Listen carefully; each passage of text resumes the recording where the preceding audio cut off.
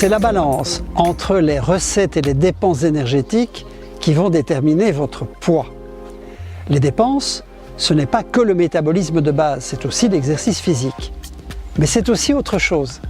C'est le maintien de l'homéostasie. Alors vous ne le savez peut-être pas, mais pour garder sa température corporelle, on dépense de l'énergie. Si votre logement est en permanence surchauffé, que vous mettez des sous-vêtements, des survêtements, vous perdez le bénéfice de la perte calorique, de la perte énergétique nécessaire au maintien de cette température. Les bûcherons canadiens, les plongeurs professionnels savent très bien que lorsqu'on travaille dans des conditions extrêmement difficiles, froides, on doit prendre des quantités importantes de calories quotidiennement pour compenser les pertes et donc maintenir un poids et pouvoir continuer à travailler. Maintenant, les mythes et les adages. Lorsque j'étais enfant, ma grand-mère me disait souvent « il est temps d'aller se coucher ». Je demandais un gâteau avant le sommeil et elle me répondait assez péremptoirement « qui dort dîne ». C'est un vieil adage un peu simpliste, mais il est plein de vérité.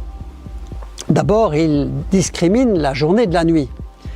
On ne mange pas la nuit. Pourquoi?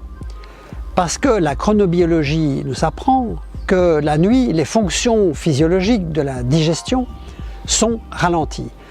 Les mouvements intestinaux, le péristaltisme, les sécrétions digestives sont extrêmement ralentis et donc il est tout à fait inapproprié de s'alimenter juste avant ou pendant la nuit. D'ailleurs, les derniers travaux sur le sommeil ont l'air de démontrer que les troubles du sommeil pourraient être le vecteur de la transmission des problèmes nutritionnels et non l'inverse. D'ailleurs, lorsque mes patients sont confrontés à un changement horaire, un travail de nuit, un travail à pause, bien souvent, les troubles nutritionnels suivent les troubles du sommeil.